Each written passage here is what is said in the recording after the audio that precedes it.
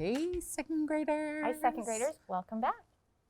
Well, it's a good day, isn't it? It's a great day here at TV It's Classroom. beautiful outside.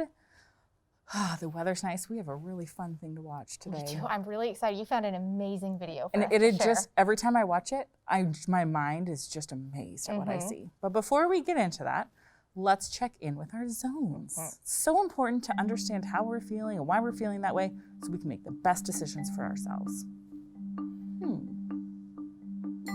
How are you feeling today? What's your body doing, your emotions, your brain? Mr. Kevin, how are you today?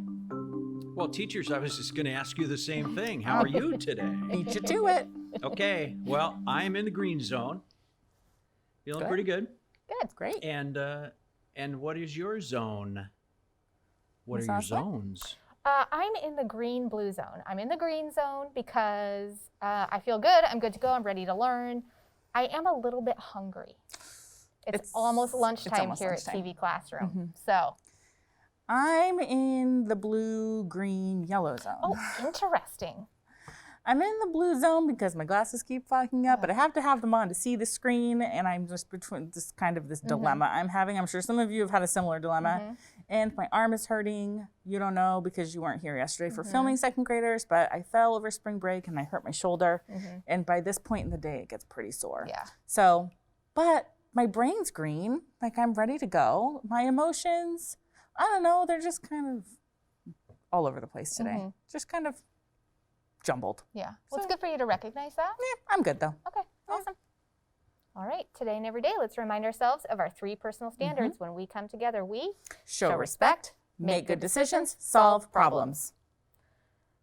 I'm going to make good decisions by making sure I am constantly telling myself to focus. Ooh. Because I'm needing that help today. I can help myself do that. And that's exactly why it's important to stop and think about what zone we're in before we try to learn anything. Right, because if I'm not focused, I'm not going to learn. And so I have to have those strategies to focus.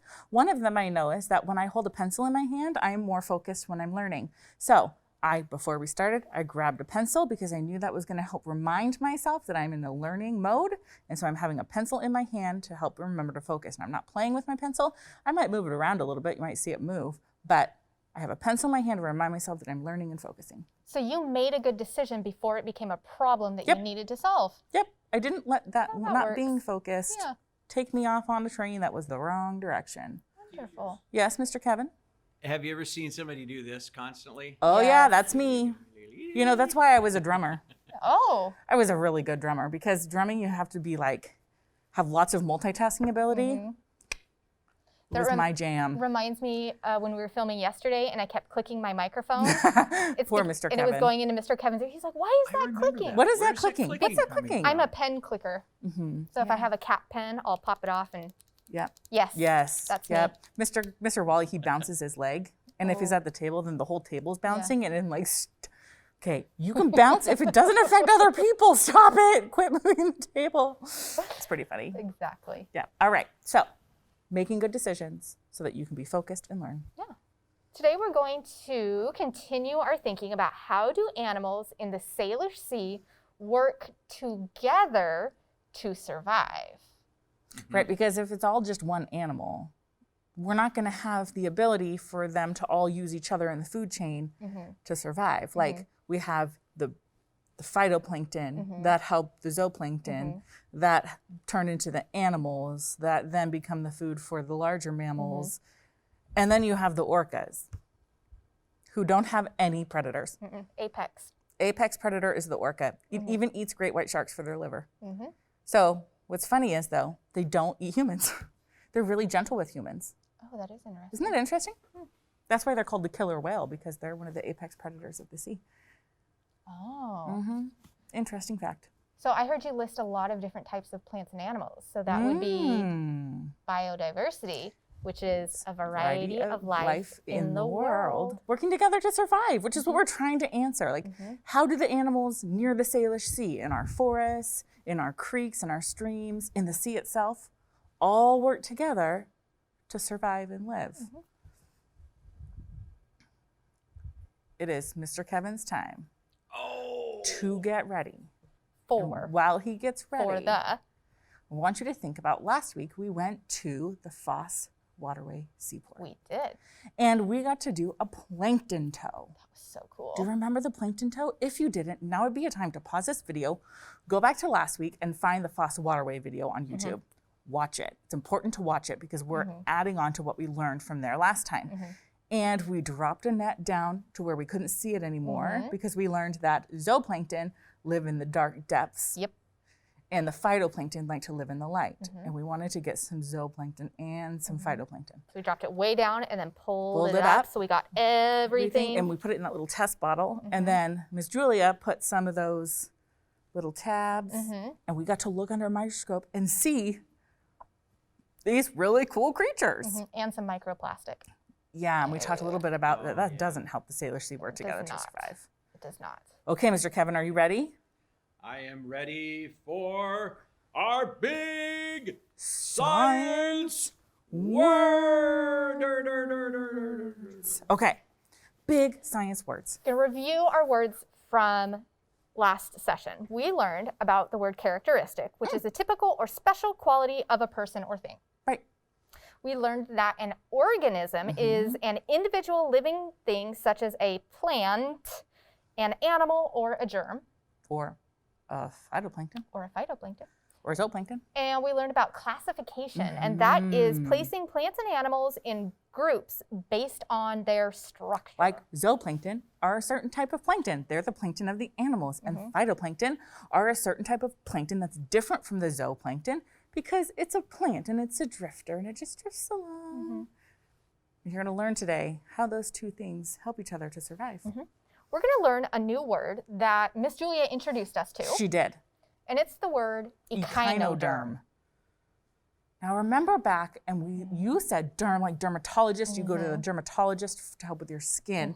So we had something to do with skin, and I said echo for echino because echo kind of was in there. So we thought, but that didn't really make sense, but we weren't sure. Yep. So we learned that an echinoderm is a marine animal with parts coming out from the center and hard, bony outer walls. Like a sea star. How it has that mouth that ejects from its body to consume its food, become nourishment.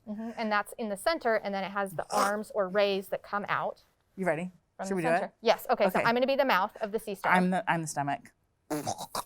Oh no, my food's gone.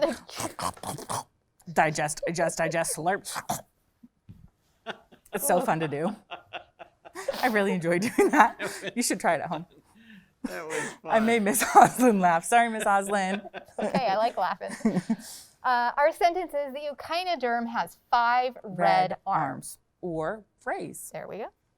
Now, we also learned this word, and we learned that it's not zooplankton, because that's what I wanted to call it. That's what I wanted to call it. It's zooplankton. It just doesn't match any of the phonics rules, but that's part of, scientific words come from different parts of the language, and our language is complex, and that's not one of the rules. So I saw the word zoo in there, and then I remember Miss Julia talking about how they're larvae. So that was kind of my And zoo when I say larva. zoo, I think animal, right? And then, okay, keep going, sorry. Wait, no, you're I'm good. It's animal life in plankton. Plankton are the larvae. It's how the animal life of the sea begins. Like the crustaceans and the crabs and the sea stars and some of the fish. And it's pretty amazing that as you're swimming in the ocean, you're swimming amongst these microscopic little animals. You don't even know they're there. You can't see them or feel them. They can't do anything to you. But you're there swimming amongst the new sea life, and you don't even know it. like the baby fish, baby crabs. Yep. The sentence is, we found many varieties of zooplankton in our plankton tow. We sure did. We did. Oh, we're going to review our chant about structures, because we've been learning about plant and animal structures. And structures are some of the things that plants and animals have that help them survive. Right. And those structures help them all survive together. So here we go. Structures here, structures there, structures everywhere. External structures growing and useful structures functioning. Structures throughout animal bodies and structures inside plant stems. Structures here, structures there, structures everywhere. Structures. It's a lot of really good words. And we are focusing more on the animal part right now in second grade. We will be focusing on plants in upcoming lessons. We're kind of wrapping up the animal part. So be paying attention. Today, as we're talking, I want you second graders to have some paper and pen down. And as you're learning facts or new interesting things about zooplankton, I want you to write down those facts as you're going, because you're going to be using it for your assignment today.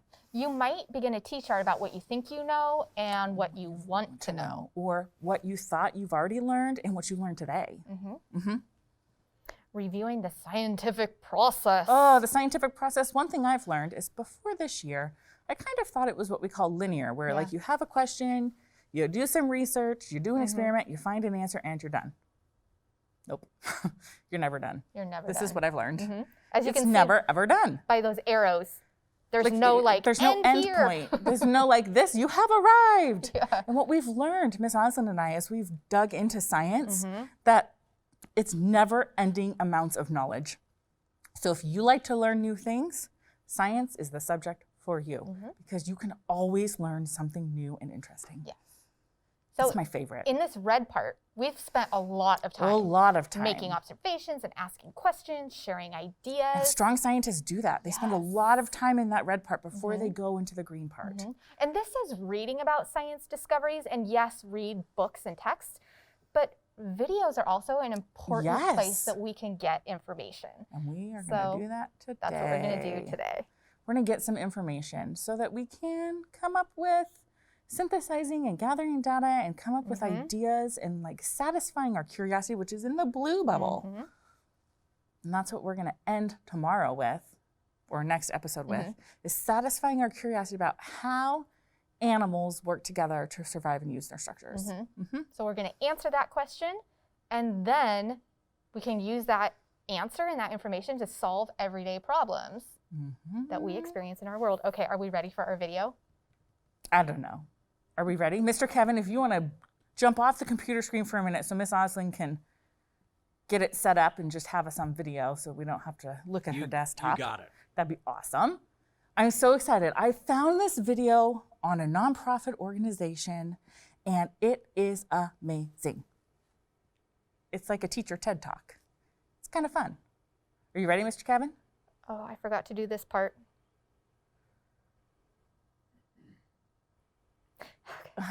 You did it, Miss Oslin. Ready. Hang on. Okay, go ahead. Can you hear it, Mr. Kevin? Yep. Okay.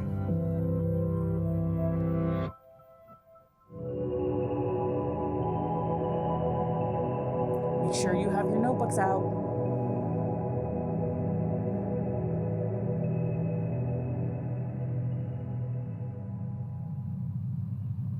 How did I get here? Well, it's a stranger story than you might think. I came from a world of drifters, a place few humans have ever seen. The world of plankton. I came from a batch of 1 million eggs, and only a few of us survived. When I became a larva, I moved among other drifters.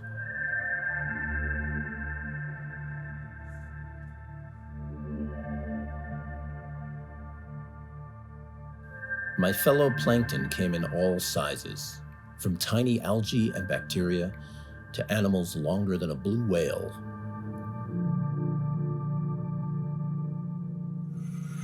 I shared my nursery with other embryos and juveniles, from clams and crabs to sea urchins and anemones.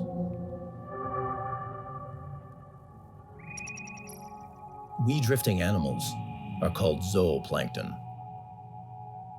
The most common animals here are copepods and krill. You could search the world over, but you'd never find a place more diverse than my childhood home. A teaspoon of seawater can contain more than 1 million living creatures. It can be a pretty tough existence, though. Trillions are born here, but only a few make it to adulthood.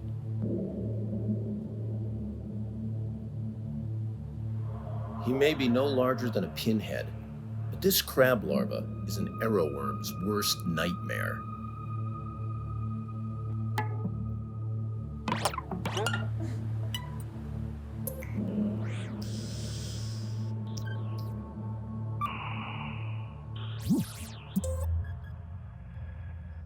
Epic battles between carnivores like these are just one way to get food. But the real powers of this place come from phytoplankton. Single-celled life that transforms sunlight and carbon dioxide into edible gold.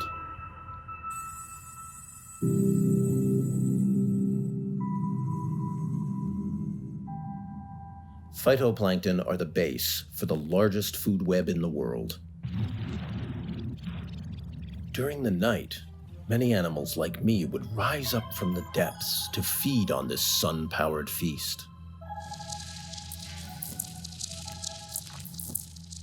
I was part of the largest daily migration of life on Earth.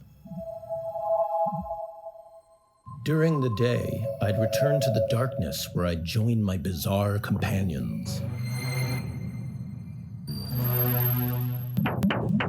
Cannibals, like this sea butterfly mollusk that eats its next of kin. And comb jellies that beat cilia like rainbowed eyelashes.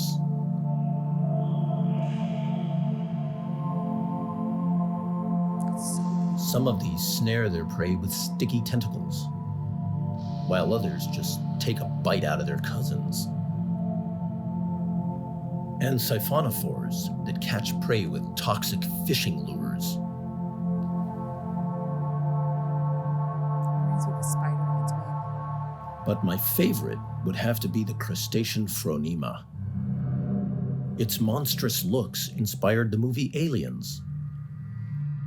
It can catch tiny bits in its bristles, but prefers larger prey like salps. With 2 sets of eyes, this female prowls the deeper water. Prey in hand, she performs one of the strangest behaviors in the entire animal kingdom. With body parts from her victims, she delicately assembles a barrel-like home, feeding her young until they can drift off and survive on their own. Best of all, they make the perfect snack for a small fish like me.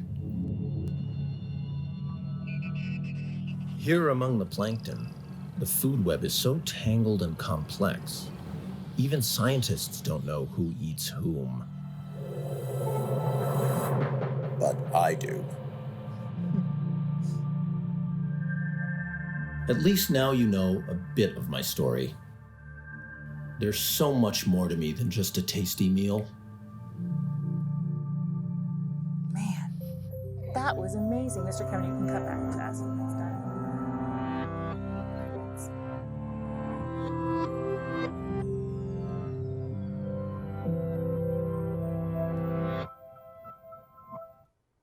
Pretty amazing, isn't it, Miss Oslin? Quite. So we don't even know, scientists don't even know just how they all depend on each other, but they know that they do. We saw some examples of zooplankton eating phytoplankton and zooplankton that are carnivores eating other zooplankton.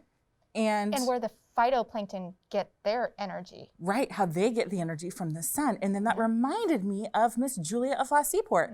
And she talked about how the phytoplankton, we got lots of phytoplankton because the top, it wasn't very murky that day. And so we got lots of the phytoplankton from the top, but not a ton of zooplankton. And as I was watching that, there was one that was like zooming around all over the place. And then I remember we were trying to look at that one zooplankton, and it was like so fast we could barely see it go across the microscope. Had a lot of energy. A ton of energy. So these little tiny microorganisms have so much energy stored up, and they become all the creatures of the sea. Like that red fish in the end, at the beginning and the end. Right. And so thinking about how animals use their structures and each other to survive in biodiversity. What a great example. Lots of examples. Amazing. So friends, it's gonna try and play again. Nice. How do animals in the Salish Sea work together to survive? Maybe think really specifically about that graphic, the food web that it showed at the end, how they're all connected. And you could think even further and more advanced, not just the ones in the sea, but then also the animals around the sea work with the animals in the sea, right? Thinking about our birds and our turtles and our sea otters and our seals and all the animals around the edges of the Salish Sea as well. Our salmon, who are in the sea some of the time. And then in freshwater the other part of the time. So how does that all work together? So your job today is to just jot down all the things you've learned the last few weeks, studying animals and their structures and the structures of animals in the forest ecosystem and in the sea. How do those all work together? Just the notes, the information you have learned about their structures and how it helps them survive. And if you're listening to this and going, I don't know, go back and you can rewatch our trip to the Nature Center, our trip to Swan Creek, our trip to Foss Waterway Seaport. You can go back and watch the episodes where I do input charts and we do some more vocabulary work and our chants. All of those things are going to give you information. And strong scientists go back and rewatch and reread when they're trying to jot down what they've learned. And use a variety of sources. Right, so not just one. Like what Miss Julia taught us at Foss Waterway Seaport is exactly what this video just said. So I know that it's accurate information because it's from 2 different sources. And you can go to our Flipgrid for this episode 207, and we have a clip to this episode, but also directions on what it is that you are supposed to do and how you can submit your work. So what you're going to do is write down those facts and then just find some creative way to tell us a few of the ones you've learned. Because next time, we're going to use that information that you've learned to teach you how to write strong scientific paragraphs. It's going to be great. If you don't want to go on to Flipgrid, that's okay too. Mr. Kevin, how can you send us something not on Flipgrid? Well, you can send us an email, tvclassroom@tacoma.k12.wa.us, using your fancy email machine that the district provided. You can also send us a regular piece of mail, TV Classroom, 601 South 8th Street, Tacoma, Washington, 98405. Wonderful. Thank you, Mr. Kevin. Now it's time for our affirmation. This is the time of day when we get to say positive things about ourselves, to uplift ourselves before we go off to complete that independent work. So today, I think our affirmation should be, I am observant. I am observant. Because we just practiced doing that, Oh, didn't we? yeah. And if you didn't, you might want to go back and rewatch a little bit and be practice it. really observant while you're watching that video. Let's take a deep breath together and say our affirmation. I am observant. Excellent job today, second graders. We hope you have a great rest of your day, and we look forward to seeing you back here next time in our TV classroom. See you on Flipgrid. Bye, friends.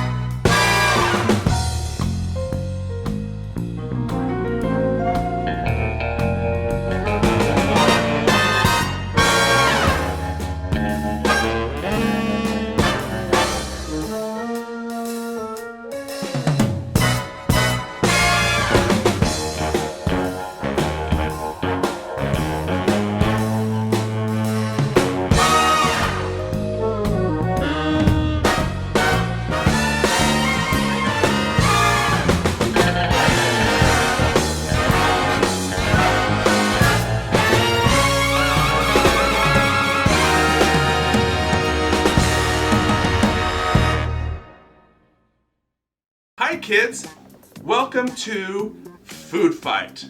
Now, I think we can all agree that ice cream is pretty delicious, but if you eat too much ice cream, it's not very healthy for your body. You know what is healthy? Fruit. In this exercise video, we will be working on building our cardiorespiratory endurance, which is our heart and our lungs. We're gonna try to avoid all the ice cream obstacles, and we're gonna try to grab as much fruit as we can. Make it to the end and grab the star fruit. Have fun!